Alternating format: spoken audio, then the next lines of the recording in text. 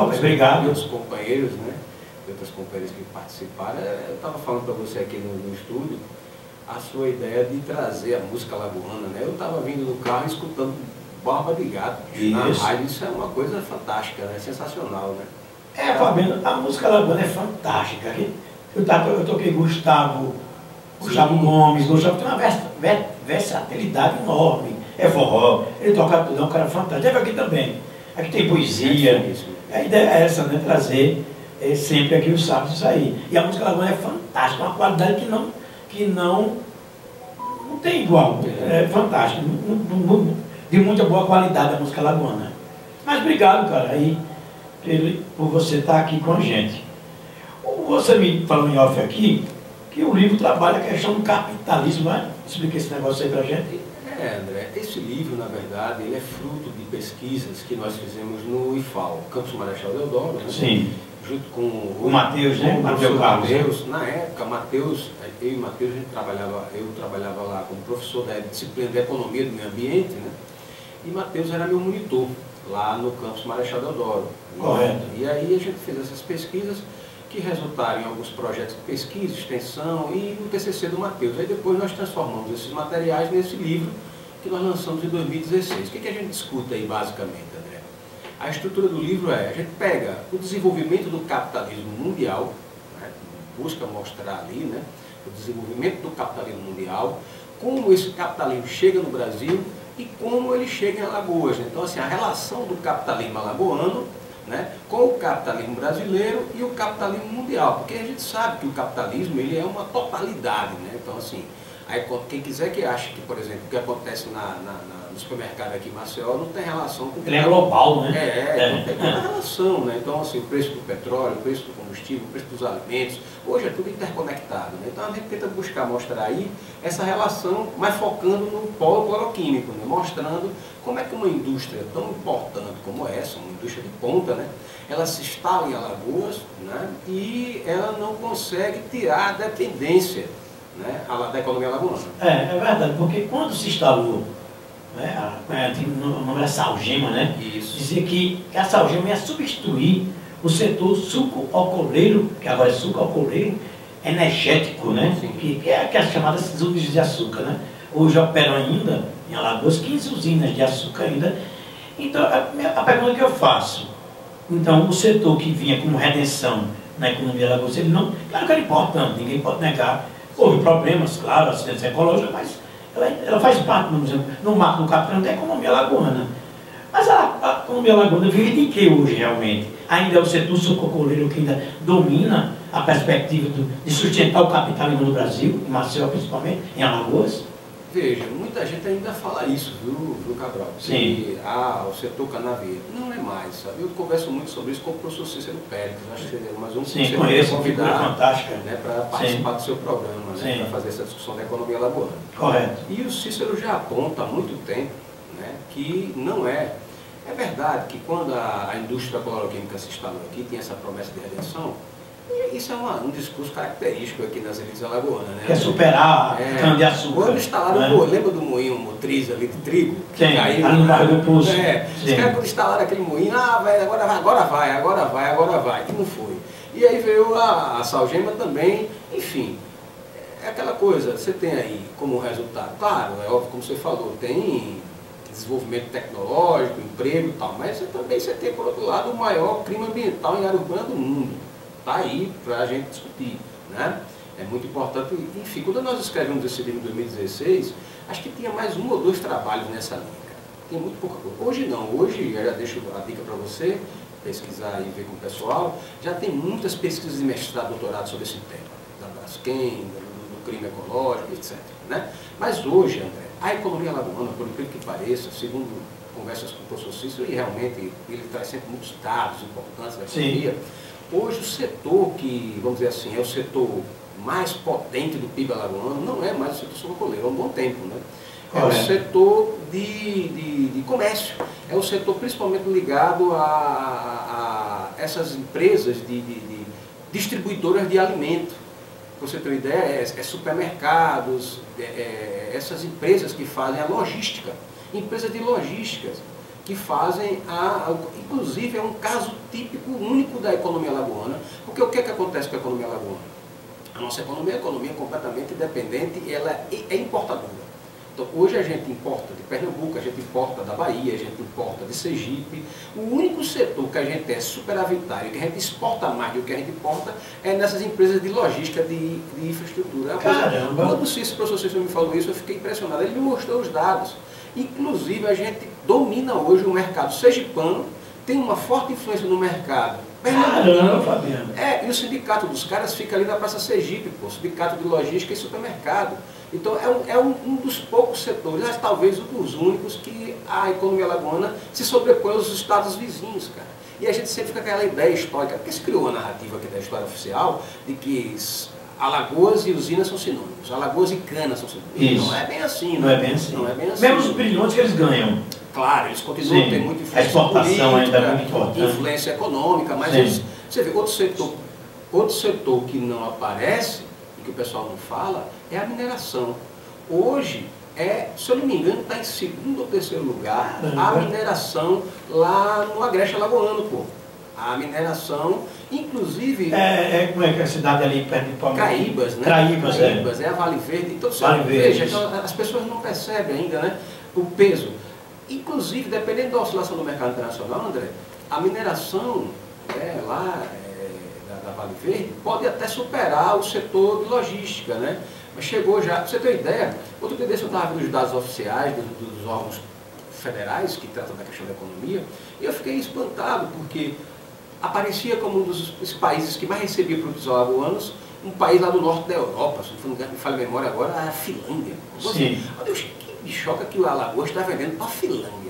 Aí lá foi eu cascavilhar, conversei com o professor Cícero, trocando ideia com ela, e disse, rapaz, é a mineração para os componentes eletrônicos. A Finlândia é um campeão de produtos eletrônicos. Também que riqueza mineral a gente tem, né, cara? Então assim, aí a gente ainda fica com aquele discurso oficial de que a cana. Me permite uma coisa também da cana, a gente vê quando a gente vê a mídia, vê os comentários, né, do trade turístico, né? Sim. É normal que gera emprego, deixa de gerar emprego. Vai ter o lado negativo do turismo, que o pescador deixa de pescar e vai transportar turista.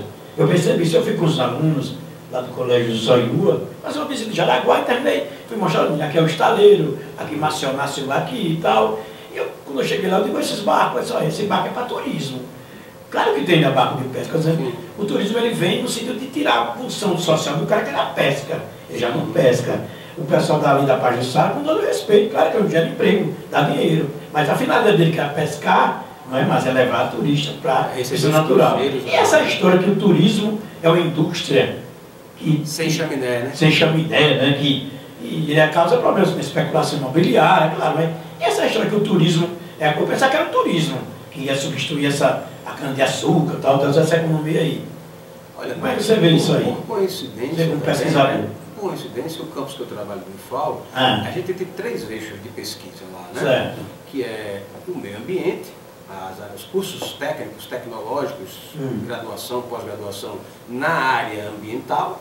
Né? A gente tem, por exemplo, lá o curso de técnico em meio ambiente, o curso superior de tecnologia e gestão ambiental, e temos 2 pós-graduações, uma especialização, porque eu dou aula, que é a especialização em educação e meio ambiente, e um mestrado em tecnologias ambientais, isso no campus Marechal Deodoro. E a outra linha é a linha de turismo. Então a gente tem, por exemplo, curso técnico de guia de turismo, curso técnico em hospedagem, curso técnico em cozinha, que é para atender toda essa demanda dessa região nossa do litoral sul, né? E aí, cara, tem umas que são muito fortes, né? E dentro do turismo, ela é heterogênea, né, cara? Por exemplo, eu tenho estudado bastante o turismo de base comunitária e acho que é uma coisa bem legal, muito interessante para o desenvolvimento local, com autonomia, com preocupação ambiental, com a renda do povo. Inclusive, os movimentos populares, André, têm entrado nessa discussão, cara. O MST, o MTST, os movimentos rurais e urbanos têm entrado nesse debate. Hoje você tem exemplos de assentamentos do MST que trabalham com turismo de base comunitária. Se eu não me falha a memória, em Alagoas, é uma cidade do sertão alagoano, eu não lembro agora qual é a cidade, daqui a pouco eu lembro para dizer para os nossos ouvintes, que está sendo organizado lá um ponto de turismo de base comunitária a partir das questões das descobertas de sítios arqueológicos, né, e do próprio Rio São Francisco. Se não me falha a memória, é até uma prefeitura do PT lá. Que tem no Sertão Alagoano, que é a única prefeitura do PT. Maravilha tem aquele negócio das preguiças. Maravilha é a questão da paleontologia. Paleontologia, é fantástico aquilo. A gente, como eu estou como coordenador de extensão do campus Marechal Deodoro, nós tivemos lá, junto com a direção do campus, o departamento de pesquisa, para fazer uma discussão do possível convênio com a Prefeitura de Maravilha para qualificar o pessoal. O turismo, economia, renda. A gente organizar cursos de qualificação de turismo de base comunitária para os comportamentos, né, da nossa sociedade, né? E com relação a essa coisa do carnaval, esse ano foi até pior, né? Que nem o pré-carnaval, os blocos tudo reclamando e os caras gastaram uma grana na escola de samba do Rio de Janeiro. Foi muito dinheiro. E até os povos dos forrozeiros sempre mais tinha pago. Os forrozeiros estão recebendo com o São João. Vamos chegar no São João da Glória. Eu fico sem entender. Mas isso é aquilo que ele estava falando, da elite local, né? Como ela trata a cultura, a política pública de cultura, né? E isso passa por essas questões históricas, né, cara? Porque aí você tem, há também aquelas vertentes que dizem que Alagoas se tornou independente porque ficou fiel ao Império. Não é verdade. Não é verdade. Isso, eu digo isso, não posso ser mais, né? Não. Porque aí me recordei agora, eu lembro da Ana Lins. Sim. Não é? Que é o pessoal lá de São Miguel dos Campos. Mas qual é a historinha aí? Os Dantas, não é assim, não. Os Dantas, os Lins. Então você teve umas 2 ou 3 famílias ricas. Se rebelaram. Que se rebelaram e ficaram fiéis a Pernambuco. Não só na Revolução Pernambucana, como na Confederação do Equador, né? A galera ficou, né? E depois, porque você sabe que no Império Brasileiro, né, a briga vai ficar entre liberais e conservadores, né? E aí, na verdade, essa turma que vai ficar a favor de Pernambuco, nas 2 revoltas, na Revolução Pernambucana de 17 e na Confederação do Equador, vão ser os liberais alagoanos, lá na frente, né? Vão ser os liberais alagoanos. Então, assim, não é verdade também essa história que foi um prêmio, houve dor batalha, ficou fiel a Dom João VI e tal. Algum cara diz que ele tinha interesse nas terras em Alagoas, houve dor batalha. A prova é tanta que depois da emancipação, quando está o Alvará Régio que você já citou aqui, quem vai assumir é Sebastião de Melo Covas, que é um português. É uma intervenção mesmo, então, assim, de cima para baixo, né? Não tem essa, assim, sabe? Isso na verdade, né, o que eu posso dizer, eu estou entre aqueles que acham que são uma série de fatores. Sim, pode ser equitável, só isso. Isso, entendeu? Sim, mas são uma série de fatores que vão determinar a ruptura de Alagoas, a emancipação alagoana, né, administrativa, mas que é claro que várias regiões nossas vão manter ainda um elo muito forte com o Pernambuco, né? Veja que você tem, principalmente os municípios que fazem fronteira com Pernambuco, até hoje, né? Tem município mesmo, se você for olhar, tem muita relação ainda com cidades. Aí tem, as pessoas vai para o hospital em Recife. Recife tem, por exemplo, cidades cidades alagoanas que, por conta da posição geográfica da fronteira com Pernambuco, tem sua vida muito ligada a grandes cidades pernambucanas. Né? Enfim, isso porque são mais desenvolvidos, né? Você bota o pé no outro lado, você vê que toma aquele choque. É o que eu estou, que é isso aqui. Tem diferença. Contrastante, ainda é contrastante. Alagoas até que mudou nos últimos 10, sim, avançou bastante. Avançou bastante. Podemos ser também. Em alguns aspectos avançou muito. Né? Correto. Então, mas assim, é isso. Essa questão da história da nossa emancipação é um tema que, inclusive, a gente convida os nossos ouvintes que estão aí, que gostam da história de Alagoas, a vir pesquisar, fazendo um curso de especialização em história de Alagoas. Vou fazer propaganda aqui, vou fazer também. André, existe tomar vergonha na cara. Um campo enorme, cara, para se pesquisar. Por exemplo, grandes sindicatos aqui em Alagoas, de luta, de categoria. Vamos dar exemplo. Sindipol. Se você pensar nas grandes lutas dos últimos 20 anos do Estado, Sindipol está lá. Vou dar um abraço aqui para o Zé Carlos, né? Algumas figuras, Meni, Zé Carlos. Eita, esqueci agora. Josimar. E outros, desculpe se eu não lembrar. Urbanitários, né? Os sindicatos urbanitários, os petroleiros, os caras jogam. São sindicatos. Vitor Belo.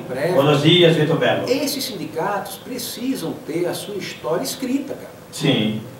Eles precisam registrar isso, né? E aí a pós-graduação de História da Lagoa de Fal esse é o papel da pós-graduação. Eu sempre fico convidando o pessoal dos sindicatos, os diretores, que eu sei que são formados na área humana. Vamos lá, os caras, não tem tempo, não sei o que e tal. Mas, bicho, é uma tarefa importante também. É importante ir para a rua, fazer os atos, fazer os protestos, pressionar as autoridades. Mas também é importante a gente ter a memória do nosso. Porque se a gente não contar a nossa memória, quem vai contar é a elite. Aí a gente sabe como a elite conta. Sim, claro. Eu quero lhe agradecer.